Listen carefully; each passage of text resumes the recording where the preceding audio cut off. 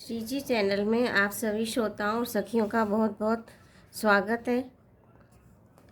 कल अपन ने जाना था तुलसीदास जी की रामचरितमानस के अनुसार पार्वती पही जाए तुम प्रेम परीक्षा लेहु गिरहि प्रेमी पढ़ेहु भवन दूरी करेहु संदेहु सियापति रामचंद्र की जय पवन पुत्र हनुमान की जय मंगल भवनीय मंगलहारी तब सुदशरथ अजिर बिहारी दीन दयाल विरध संभारी हरऊ नाथ मम संकट भारी।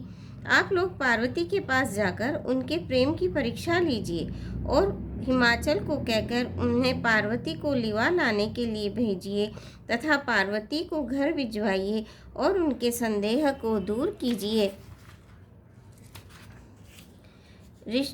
ऋषियों ने पार्वती को कैसे देखा, मानो मूर्तिमान तपस्या ही हो। मुनि बोले, हे शैल कुमारी सुनो, तुम किस लिए इतना कठोर तप कर रही हो? तुम किसकी आराधना करती हो और क्या चाहती हो? हमसे अपना सच्चा भेद क्यों नहीं कहती? पार्वती जी ने कहा, बात कहते मन बहुत सकुचाता है। आप लोग मेरी मूर्खता सुनकर हंसेंगे।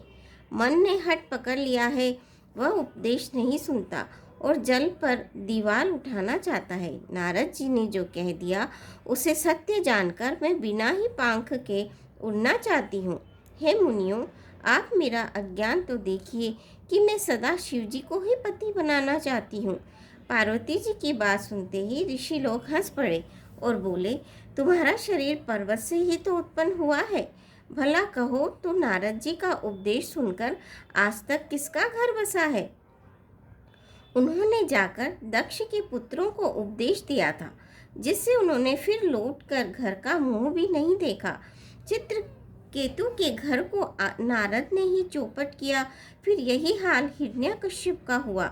जो स्त्री पुरुष नारद जी की सीख सुनते हैं वे घर बार छोड़कर अवश्य ही भिखारी हो जाते हैं। उनका मन तो कपटी है, शरीर पर सज्जनों के चिन्ह है। वे सभी को अपने समान बनाना चाहते हैं। उनके वचनों पर विश्वास मानकर तुम ऐसा पति चाहती हो जो स्वभाव से ही उदासीन, गुणहीन, निर्लज्ज, बुरे वेश वाला, नर कपालों की माला पहनने वाला, कुलहीन, बिना घर बार का, नंगा और शरीर पर सांपों को लपेटे रखने वाला है। ऐसे वर के मिलने से कहो तुम्हें क्या सुख होगा? तुम उस ठग नारद के बहकावे में आकर खूब भूली। पहले पंचों के कहने से शिव जी ने सती से विवाह किया था, परंतु फिर उसे त्याग कर मरवा डाला। अब शिव जी को कोई चिंता नहीं रही, भीख मांगकर खा लेते हैं और सुख से सोते हैं।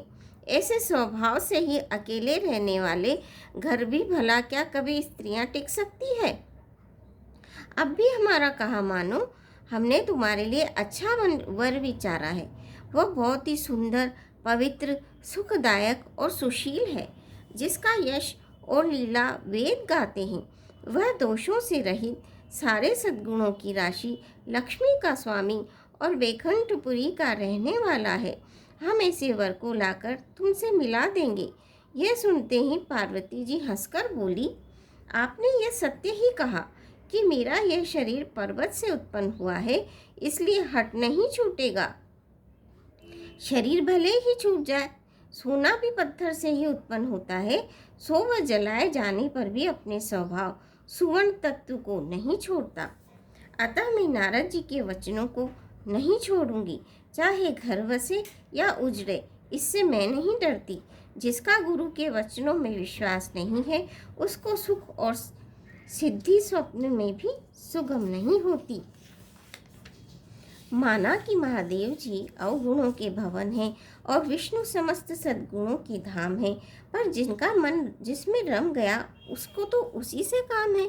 हे मुनीश्वरों, यदि आप पहले मिलते तो मैं आपका उपदेश सिर माथे रखकर सुनती, परंतु अब तो मैं अपना जन्म शिव जी के लिए हार चुकी हूँ। फिर गुण दोषों का विचार क्यों करूँ? यदि आपके हृदय में बहुत ही हटे और विवाह की बातचीत किए बिना आपसे रहा नहीं जाता, तो संसार में वर कन्या बहुत है। खिलवाड़ करने वालों को आलस्य तो होता नहीं, और कहीं जाकर कीजिए। मेरा तो करोड़ जन्मों तक यही हट रहेगा कि या तो शिव जी को वरूंगी नहीं तो कुंवारी ही रहूंगी। स्वयं शिव जी 100 बार कहें तो भी नारद जी के उपदेश को नहीं छोड़ूंगी। जगत जननी पार्वती जी ने कहा, मैं आपके पैरों में पड़ती हूँ, आप अपने घर जाइए, बहुत देर हो गई। शिव जी में पार्वती जी का ऐसा प्रेम देखकर ज्ञानी मुनि बोले, हे जगत जननी भवानी, आपकी जय हो, जय हो। तुम माया भगवान शिव, सकल जुगत पितु मातु, नाई चरण सिर मुनि चले, पुनि पुनि हर्षद गातु, सियापति रामचंद्र की जय, पवन पुत्र हनुमान की जय। आप माया है और शिवजी भगवान हैं।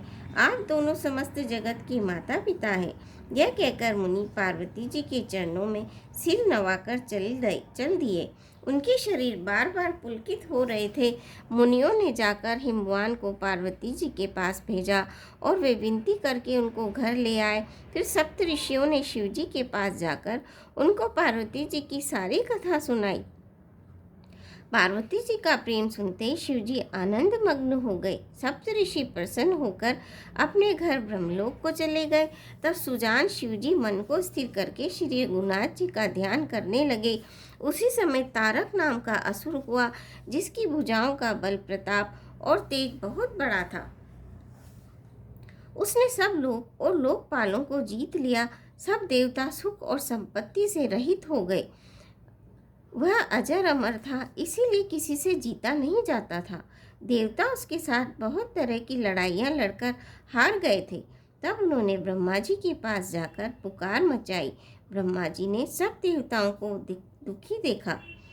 सब सन कहा बुझाई निधि, धनुज निधन तब होई, शंभु शुक्र शंभूत सुत, ए जीतई रन सोई, सियापति रामचंद्र की जय, पवन पुत्र हनुमान की जय, मंगल भवनी अमंगल हारी, दबौ सुदशरथ अजर बिहारी, दीन दयाल विरद संभारी, हरौ नाथ मम संकट भारी।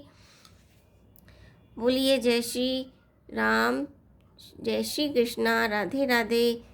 आज के लिए बस इतना ही। धन्यवाद। आपसे आशा है आप मेरे चैनल को सब्सक्राइब करेंगे, वीडियो को लाइक करेंगे और शेयर करेंगे।